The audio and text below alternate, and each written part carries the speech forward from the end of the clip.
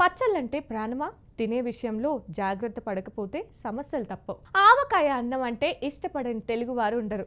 కానీ అదే ఆవకాయ మీ ప్రాణాలకు ముప్పుగా మారుతుందని మీకు తెలుసా?